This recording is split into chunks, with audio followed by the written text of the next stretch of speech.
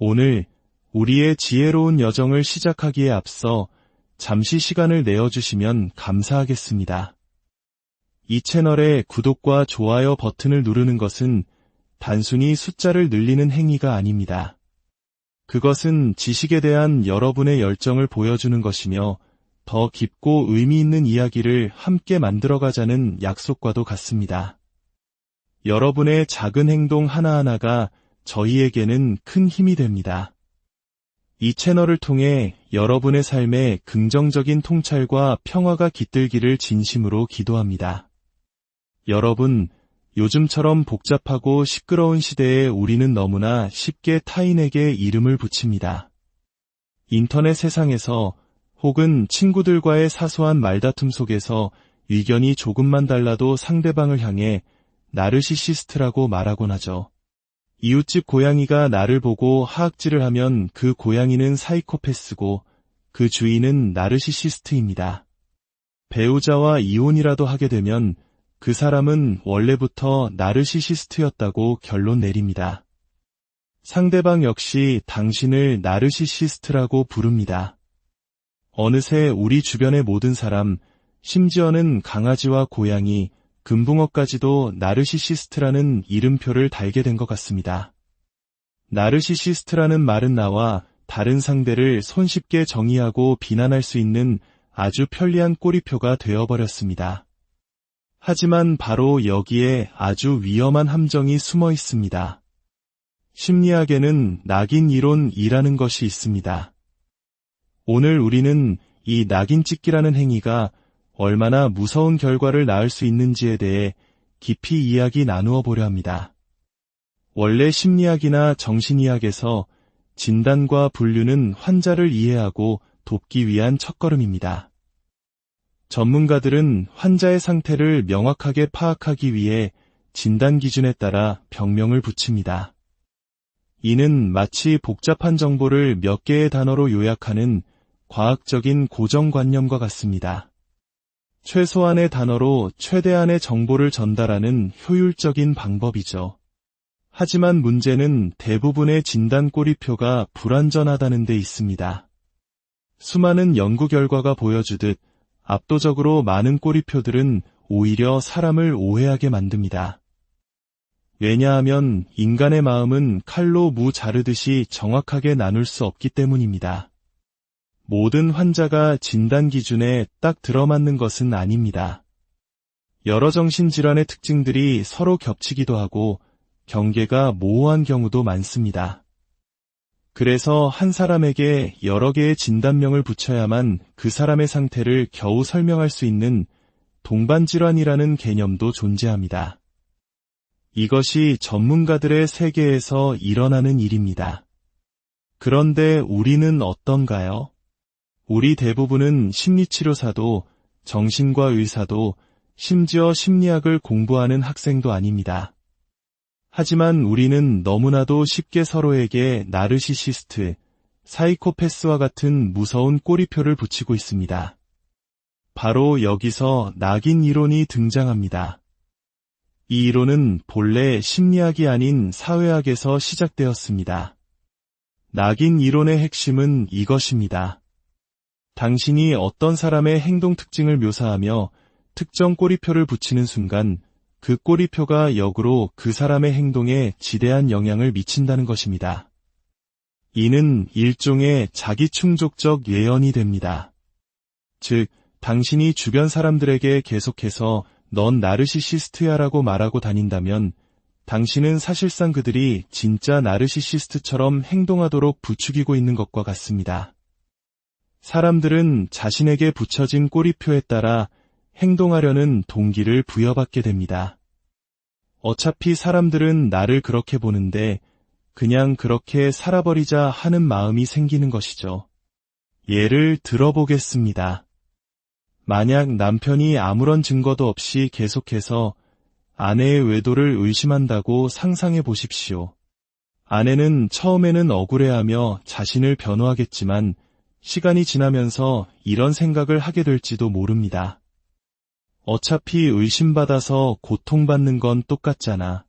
하지도 않은 일 때문에 벌을 받고 있으니 차라리 진짜 저질러서 즐기기라도 하자 마찬가지입니다. 당신이 누군가에게 지속적으로 반복적으로 나르시시스트라는 꼬리표를 붙이면 그 사람은 결국 이렇게 생각하게 될 수 있습니다. 나는 억울하게 나르시시스트라는 누명을 썼어. 이럴 바에야 차라리 진짜 나르시시스트가 되어주지. 이렇게 꼬리표는 그 꼬리표에 걸맞은 행동을 하도록 만드는 강력한 동기가 됩니다. 우리가 누군가를 정신적으로 문제가 있다, 일탈적이다, 혹은 인색하다, 어리석다와 같은 특정한 꼬리표를 붙여 대하는 것은 실제로 그 사람을 정신적으로 병들게 하거나 비행을 저지르게 만드는 결과를 낳을 수 있습니다. 이것이 바로 사회적 반응 이론이며 이미 수많은 연구를 통해 증명된 사실입니다. 오늘날 수천만, 아니 수억 명의 사람들이 서로를 나르시시스트와 사이코패스라고 부릅니다. 이것이야말로 우리 사회의 나르시시즘과 사이코패스적 성향이 증가하는 가장 큰 이유 중 하나일지도 모릅니다. 꼬리표가 자기충족적 예언이 되고 사람들은 그 꼬리표에 자신을 맞추어 갑니다. 그렇게 새로운 나르시시스트와 사이코패스가 탄생하는 것입니다. 사회학에서는 일탈 행동을 1차적 일탈과 2차적 일탈로 구분합니다. 1차적 일탈은 평소에는 사회 규범을 잘 따르는 사람이 어쩌다 한번 규칙을 어기는 행위를 말합니다. 우리 모두에게는 건강한 자기애가 있습니다. 그리고 아무리 건강한 사람이라도 때로는 자기방어적으로 나르시시스트적인 모습을 보일 때가 있습니다. 순간적으로 이기적이거나 공감 능력이 부족해 보이거나 심지어 잔인한 모습을 보일 때도 있습니다. 우리 모두의 내면에는 그런 번뜩이는 순간들이 존재합니다. 하지만 그것만으로 그 사람 전체를 나르시시스트라고 규정해서는 안 됩니다. 대부분의 사람들은 사회적인 압력이나 주변의 신호에 반응하여 자신의 행동을 수정합니다. 즉, 지속적으로 사회 규범을 위반하는 2차적 일탈자가 되지는 않는다는 뜻입니다.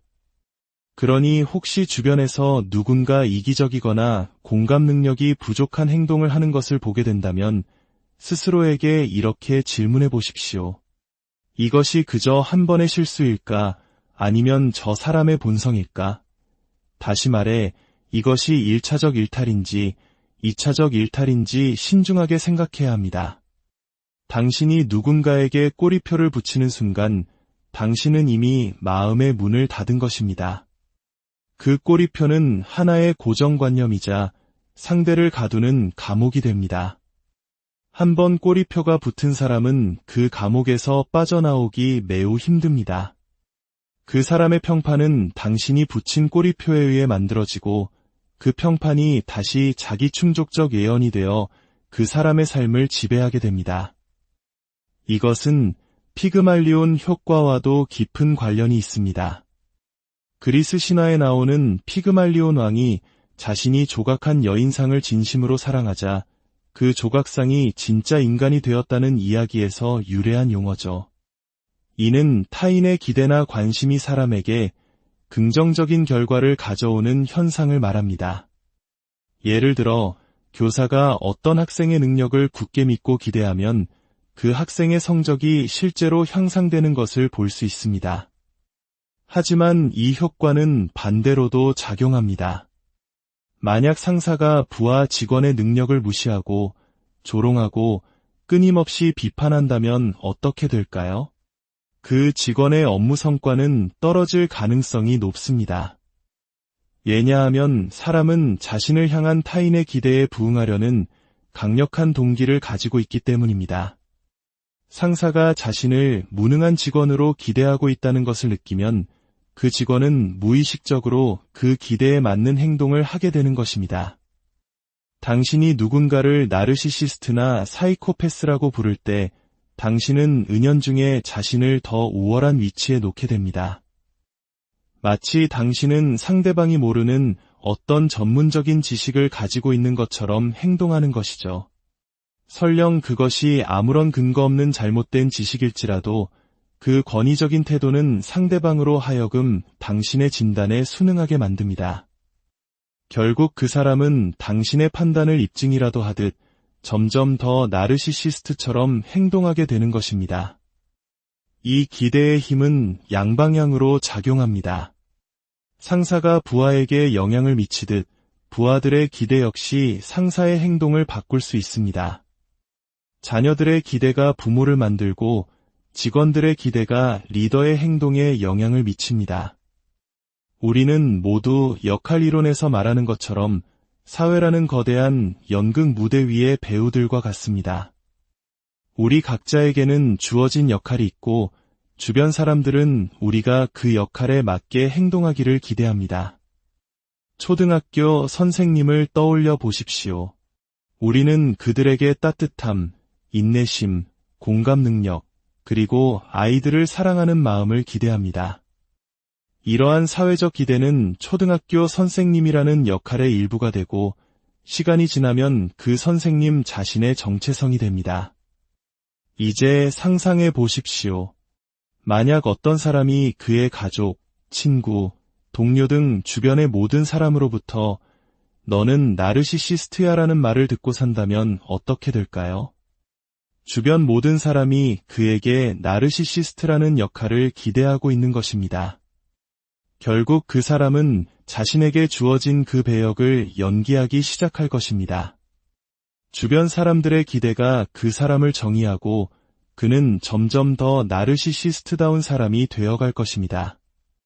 우리는 지금 우리 자신의 손으로 괴물을 만들어내고 있는지도 모릅니다. 섣부른 꼬리표와 그 안에 담긴 기대를 통해 말입니다. 더 깊이 들어가면 이 현상은 투사적 동일시라는 정신분석학적 개념으로 설명할 수 있습니다.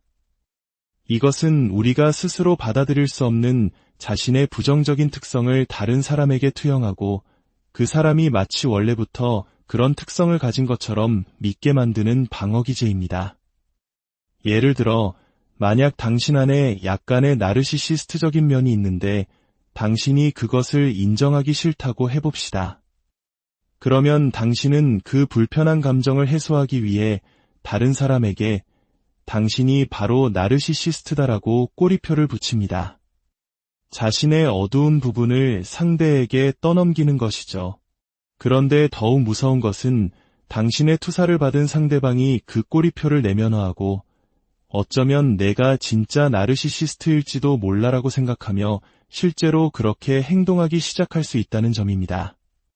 결국 당신이 타인에게 붙이는 꼬리표는 어쩌면 당신 자신을 향한 외침일지도 모릅니다. 당신이 없애버리고 싶어하는 당신 안의 어두운 부분을 다른 사람을 통해 마주하고 있는 것일 수 있습니다. 누군가에게 나르시시스트나 사이코패스라는 꼬리표를 붙이는 것은 단순히 그 사람을 비난하는 행위가 아닙니다. 그것은 한 사람의 정체성을 바꾸고 현실을 왜곡하며 심지어는 존재하지 않던 괴물을 만들어내는 무겁고도 위험한 일입니다. 당신에게는 그럴 권리가 없습니다. 그것은 비도덕적이며 심지어는 악한 행위일 수 있습니다. 아이러니컬하게도 우리가 타인에게서 악을 발견하고 그것을 비난하려 할 때 우리는 사실 우리 자신 안에 악을 없애기 위해 발버둥 치고 있는 것일지도 모릅니다. 그러니 부디 말을 아끼십시오. 꼬리표를 붙이기 전에 한 사람의 복잡하고 다층적인 내면을 이해하려 노력하십시오. 우리가 휘두르는 말 한마디가 한 사람의 인생을 어떻게 만들어갈 수 있는지 그 무게를 항상 기억해야 합니다. 당신이 던지는 그 꼬리표라는 돌멩이가 당신이 가장 두려워하는 바로 그 괴물을 깨우는 주문이